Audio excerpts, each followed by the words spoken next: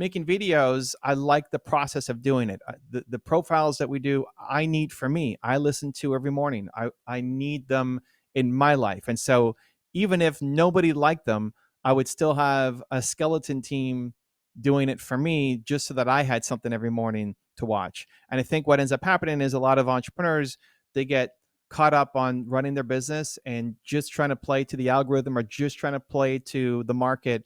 And they end up falling out of love with the thing that they're doing in the first place, which then leads to burnout, which then leads to unhappiness, which then leads to side projects and side hustles and all these other things where it's like, well, no, just keep doing, like, make sure you're checking in and that you're loving the work. You love the process. For me, it's not about hitting whatever the next I have 4 million subscribers or 5 million subscribers, whatever the next goal is. It's like, I like waking up every day and doing what I'm doing.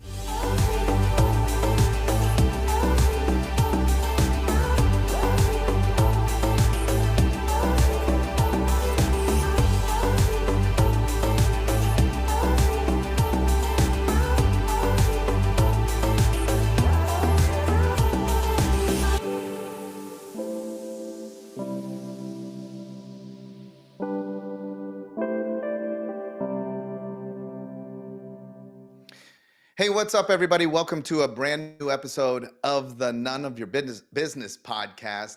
Missing Lacey today, but that's okay because me and today's guest, we are going to hold it down. And just like always, we're going to try and one up last week. Let's see how we do. You probably have already seen today's guest all over the place because he's done an incredible job of exploding his personal brand. And he has such an incredible background. I can't wait to dive in. We're going to go fast and furious with Evan Carmichael today. Let's bring him in. Thank you, Evan, for being a part of the None of Your Business podcast. Thanks for having me, Sean. Excited to be here. Excellent. Well, we begin every podcast with the exact same question. You have an incredible track record. And if anybody is looking you up online, it's easy to see all of the accolades. And when we see that, it's easy for us entrepreneurs to fall into the trap of thinking like, well, of course, that's because Evan had all the breaks. I'm sure his parents probably helped him out. Plus that, look, he got some good breaks on YouTube. I wish my YouTube channel would explode like his. And what we miss are all of the learning lessons, the obstacles. Can you share with us some of the biggest obstacles and lessons that you learned in becoming Evan Carmichael? Well, still working on becoming Evan Carmichael. It's an ongoing process. But if I look at the YouTube channel, one of the things that I did on my homepage is I shared the year over year growth. And you can see that in my first year, I had 25 subscribers. And it took 5 years to cross into 2,000 subscribers, something like that. And so you can see year by year how slowly I grew and how much I sucked in the early journey. And wherever you're at, if you're trying to get a YouTube channel off the ground, you're probably already ahead of me, in your first year, getting more than 25 subscribers. And so I share that because it was a really long journey. It was a real struggle. I never also wanted to be YouTube famous. When I started, that was 2009. Nobody was really YouTube famous. I just wanted to serve. I wanted to help. One of the biggest things I had to overcome was being an introvert and being shy. I didn't feel comfortable in front of the camera and had no need to have the spotlight on me. I actually don't like having a spotlight on me. And so how do you then go and build a YouTube channel and have millions of subscribers? And so it took me a long time to get comfortable turning on the camera. It was 350 videos until I didn't absolutely hate my content. Like I would watch my content back and just, this is terrible. 350 videos. And then 700 videos until I inspired myself to say, wow, like, hey, I'm starting to get good at this thing. So the only thing I had going for me was I just kept going. I didn't have any mentors at the beginning. There were no shows like yours to listen to gain advice. And I luckily just kept going, and now we're here. But the goal with, I think, every entrepreneur is whatever you struggled with, I believe your purpose comes from your pain. So whatever you struggled with, you want to make the path easier for the next generation. That's why I do what I do. It's why I'm sure you do what you do. And happy to be here and dive deeper into the story wherever you want to take it. Yeah, well, let's go into that because I want to work on the mindset of a lot of people who have not yet discovered their purpose.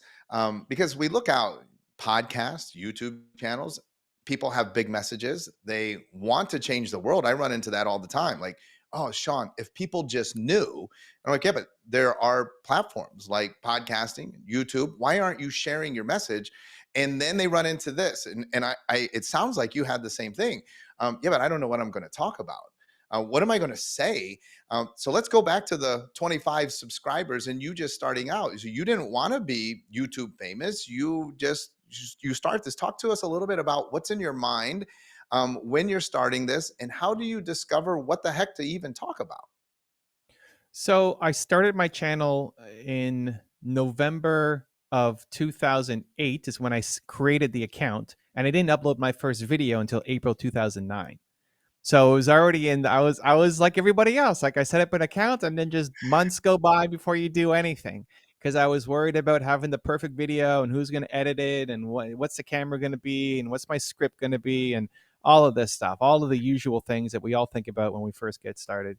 And I wish I knew then what I knew now. I guess as the old song goes, but I would counsel entrepreneurs at the beginning just to expect to suck.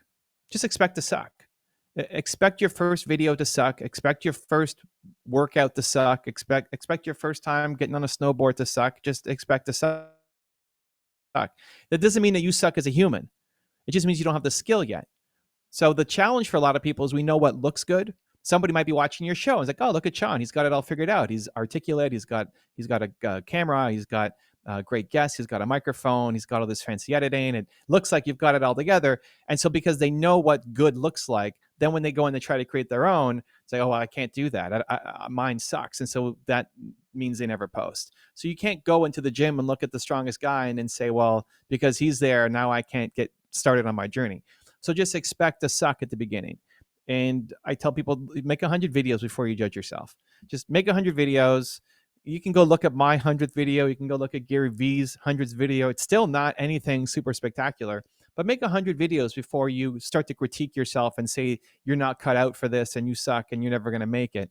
Because you'll see a ton of growth. Even in the first 10 episodes, you'll see a ton of growth. I'm sure even as you started this podcast, this video and the next one and the last one are already better than episodes 1, 2, and 3 because you figured some stuff out as you go, and that's part of the journey of being an entrepreneur. And so we know what looks good, but we can't create something good yet. And so we have good tastes, but we don't have the skill, and that prevents a lot of people from just going. And so I tell people just expect to suck. Make 100 videos. You will get better over those 100. I've never seen somebody not get better. Right. You would have to really suck if you made 100 videos and you never got better. You always get better. And so it's just those early bits where we're overthinking and overanalyzing and beating ourselves up. And it prevents, this isn't even about you. It prevents your mission from getting out, prevents your story from getting out. It prevents, somebody learning how to be better because you had the courage to get out there and make your video public. And so some people lean in on I could be famous and I could have 1 million subscribers and that's great. That doesn't energize me, but the service side does, so that somebody watching this episode right now, this might be the video that makes a shift for them because of a story that I say with the right words. Now this is the time that they decide to go do something. And if I don't show up, if I saw this in my calendar, it's like, oh my God, I don't know. Should I do this thing with Sean? I'm so nervous. If I don't go off and do the episode, then I'm cheating somebody the ability to make a change in their life. I want to come to that, but I always say, just suck faster. I love that you saying that because we're all going to suck at the beginning. So just suck fast. Like, do 100 episodes, do 100 shows, and do them as fast as you can. Because if there's 6 months between every episode, then you're going to just suck for a really long time. Like if you just do them in 100 straight days, that learning curve is just faster. So yeah, we all suck. Just suck faster. Go out there and get that learning curve done as quick as you can. I have two things. The first one though is you said like, so you and for a lot of reasons back in your past, we don't have the time to dive deep into all of your history and how you get here, but you don't have to do this for the money. So that's why it's easy for one to see like, okay, so that, that wasn't the motive, and we can understand that. Anybody that does their homework on you, like, okay, I understand that wasn't the motive and you wanted to help people. So if we were doing it for the money, we would look at our checking account. We would look at our Stripe account. We would see the money coming in. You say that you want to do this for the service. You want to help people. How do you measure your impact then? How do you know that it's working? So I think honestly, all entrepreneurs are mission driven. Like the best entrepreneurs are mission driven. And whether we call that mission or purpose or vision or service, making money is important. Don't get me, I love making money. Making money is great. And you have to make money if you're an entrepreneur. Like if you're not making money, haven't figured out how to do that, you will never have a real business. You just have a hobby that you're doing, evenings, weekends. And if your mission is actually service and you want to go change the world, well, you need team to do that, right? I've got 42 people on my team right now. I can do a lot more with 42 people than me just by myself trying to figure things out, right? And so, well, how can I have 42 people? Well, because we figured out how to make money. So making money is I'd say it has to be in your top 5. It just can't be number 1, but it's also not number 1,000. So how do I measure my service level? It's a combination of quantitative and qualitative. The quantitative is obviously you can look at the numbers, you can see how many people viewed a video, what the reach is of the content we're creating, and that is a big number of 600 million people or whatever it is now who've seen the videos. And then the qualitative is almost more important, where you hear the stories. So just before we went live, I was on with your producer and he was doing mic check and all that. And he told me, hey, I've been a fan of your channel for years and your videos had impacted my life. And it's like, that's why I do what I do, right? Like to hear the stories, whether it's somebody in person, he's watched my channel for I don't know how many years, and this is the first time that he's telling me. We tend to assume that nobody's watching our content or nobody cares. He may not have ever left a comment on my video in years, but now he's telling me here that the videos have had an impact on his life. And so that's the thing to get addicted to, like to get addicted to serving, to hear the feedback, to say, hey, what you created, whether it's a video, a podcast, a product or service, the thing that you made had an impact on my life. Thank you. And that's the juice that keeps me going. And I get it from comments on videos, from DMs, from emails, from meetings, from videos and interviews like this. And that's, at the end of the day, the numbers alone aren't enough. It has to feel like what I'm doing is touching somebody's life. Okay, so that's the external. Earlier, you mentioned it took you past 100 of your own videos before you were even inspired yourself. So through that process, talk to me about the internal drive. Again, money is important. I agree, and I'm going to come back to that in a second. But the internal drive, so many people, like, you're doing these videos and it's interesting to think, like, even your admission is that, like, but I even wasn't inspired by my own work until I had reached a certain point, until I had reached a certain level. Today, now that you've done so many and you have all of the accolades and all of the external recognition, talk to me about that internal drive. How do you continually inspire yourself to keep doing these videos? How does it not become just work to you? That's great. That's a great question. People say, like, how do you? There's a lot of talk in the creator community now about burnout. People 1 year in on their career and they're burning out. It's like, well, I've been doing this for 14 years and haven't burnt out yet, because I still love the process of doing the thing. So, what is work? Is this work? Like, is an interview with Sean work? Like it's not for me. When it's in my calendar, it's like, oh, cool, I get to talk to Sean today. This would be a fun conversation. The second it becomes like, oh man, I don't want to go on this podcast, then what am I doing? Then I should stop and move on to something else. And same thing with making videos. I like the process of doing it. The profiles that we do, I need for me. I listen to every morning. I need them in my life. And so even if nobody liked them, I would still have a skeleton team doing it for me, just so that I had something every morning to watch. And I think what ends up happening is a lot of entrepreneurs, they get caught up on running their business and just trying to play to the algorithm or just trying to play to the market. And they end up falling out of love with the thing that they're doing in the first place.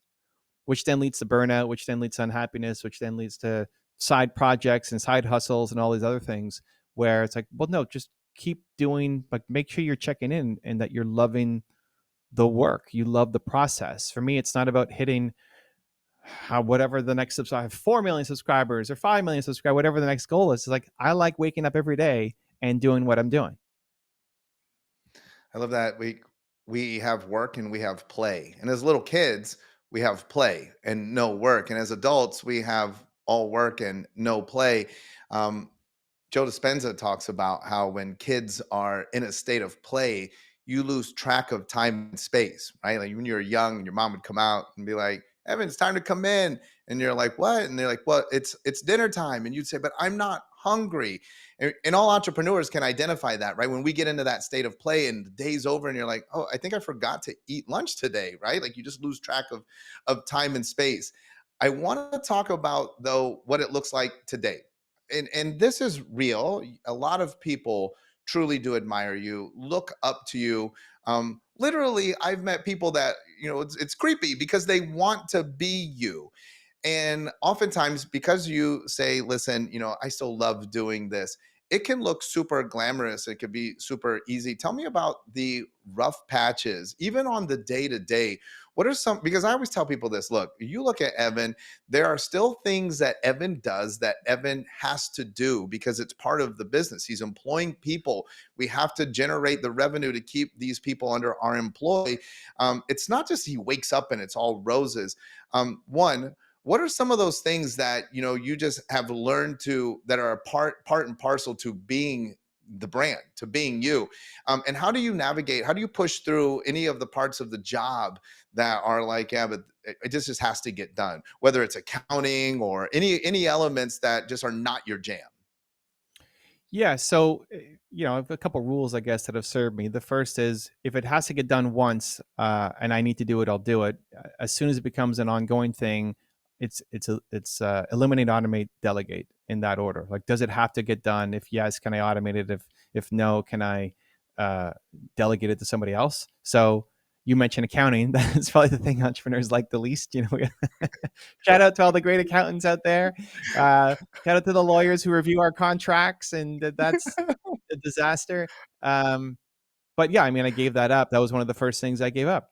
Inside of my video business, editing, I didn't want to do. I hated editing. And shout out to all the great Mm. editors who love doing that. We've got 4 or 5 editors on our team, and they do great work.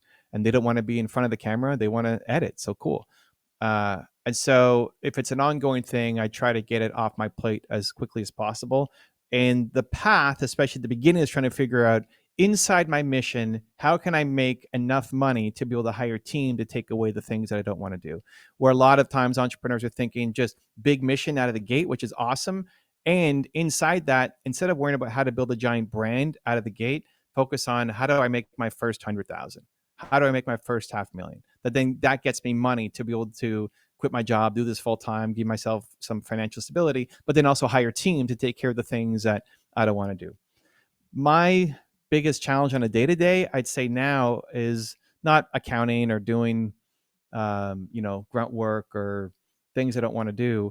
It's more pushing harder. I think good is the enemy of great, and so things are really good, and it's honestly great. I mean, if you look at a global perspective, everybody listening to this show is in a great, like, you have internet, globally, you're way ahead of a lot of people.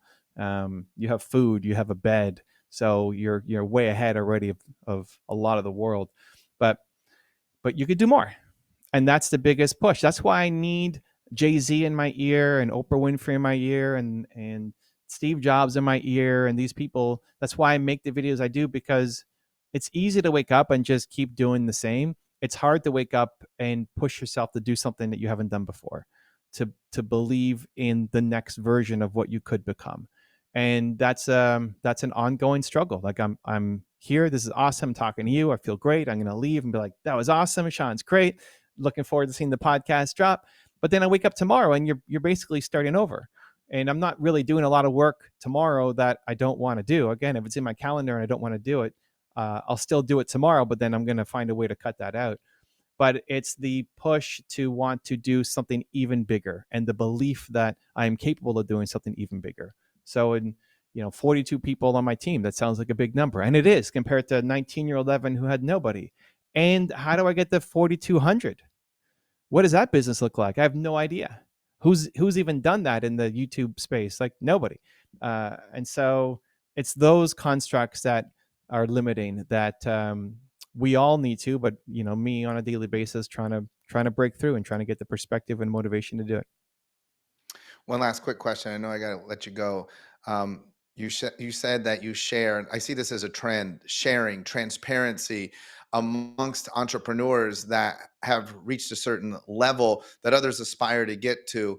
And I love to see that, because for so long, numbers were always hidden, revenue numbers, it was always kind of fake, oh, yeah, I've got millions of subscribers or millions of views, because we could verify how many subscribers you have, but we can't see all of the metrics and data behind the scenes. Like, are they watching for 1 second or what's going on? Talk to me about that decision to kind of open yourself up transparently and why that's important to today's entrepreneur. Um, I don't know that it's required. I think it just depends on the kind of brand that you're trying to build. So Definitely not required. Yeah, but you do. yeah, I was on a podcast when I did a tour in 2019, and I did 23 cities in 90 days, and I was doing a bunch of podcasts on the tour. And on one of my first stops, I was in Pittsburgh, and I was doing a show, and these guys were asking some really great behind the scenes questions, similar to you. It's like, hey, it's great that you want all these things, but it's not like, hey, what's it like to have a X subscribers? You're trying to dig into the painful moments and behind the curtains, and some people don't like that. Like, some people don't want to go there. Some people don't love sharing that. And for me, it's like, oh, those are great questions. Sean's asking me, you're making me think about some of these things. It's not the usual, what would you tell your 19-year-old self? And so when they ask you those questions, like that was the first taste that I had of kind of peeling back the curtain. And I didn't want people to look at me and think that it was so unachievable. Like, go look at how long it took me to get my YouTube channel. You're probably, everybody watching here, you're probably already ahead of me if you look at my year over year from year 1 to 2 and where you're at right now.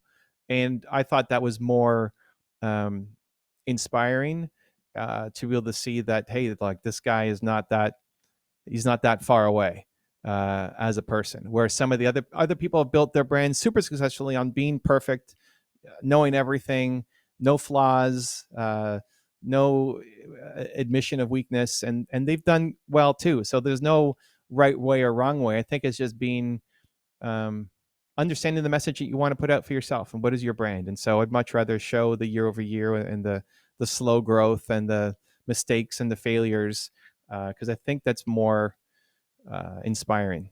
At least I hope it is.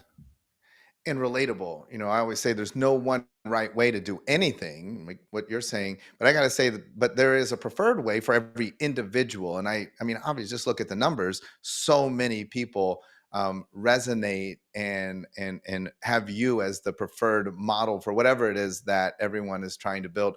Evan, I know I got to let you go. I want to thank you so much. I want to encourage everybody, jump on YouTube, become a subscriber, dive into that world, see what is possible, become inspired. And I always say this all the time, but Evan somewhat reaffirmed it. Drop him a comment and let him know, now that you know what drives him, what's inspiring him. Don't wait until you happen to come across him because you're producing a podcast like James did. Share with him how he's impacting and changing your life. I always say it. You might think that people are too big. They read the comments, and I'm sure that Evan reads the comments as well, because that's his why. It's why he's doing what he does. Evan, I think we beat last week's show. What do you think? I don't know. I don't know what last week's show was, but Well, you I hope I crushed did it. well. That you for sure crushed it, and I appreciate you being on with us. Just as a last thought, I'd say, yeah, I mean, yes, give a comment on this video, appreciate it. Give Sean some love as well. And as a extra call to action, I'd say pay a special attention to the smaller channels, because I'm fortunate now that we get tons of comments every day, and they're overwhelmingly 99% positive. And so it's easy for me to wake up every day and look at some positivity. For a lot of creators, that there's nothing, there's no comments. And I remember my first video on my channel, I had It was up for a year, and I had 3 comments on that video. The first was my mom, the second was my sister, and the third was some random guy. And when that guy left a comment, I was like, somebody left a comment on my video. Oh my gosh, it's working. Like, how did I keep going over the years of not getting tons of views or subscribers? Well, those little comments that dripped in once a week or every 2 weeks, that was fuel to say, like, this is it's touching some people. It may not be hitting millions of views, but I'm touching some people. And so if there's somebody that you follow that is a creator, they're on YouTube or Instagram or TikTok or podcast or whatever, and you like their stuff, even if you don't listen to all of it, leave a comment, let them know, send them a message, tell them what it meant to you, because that might like your comment might be the difference between them quitting on their business or them continuing on. So absolutely leave a comment on this one. Tell Sean what you thought, and to up the ante, just find a small creator that you like to follow and let them know too the impact that they've had on your life. Okay, for sure. We already topped last week. Thank you so much, Evan. Hey, all of you, we'll be back again next week. We'll try and top this one. No promises, because Evan absolutely knocked it out of the park. Sometimes we got to go back to hitting singles, and that's okay. Tune in next week. Brand new edition, None of Your Business podcast.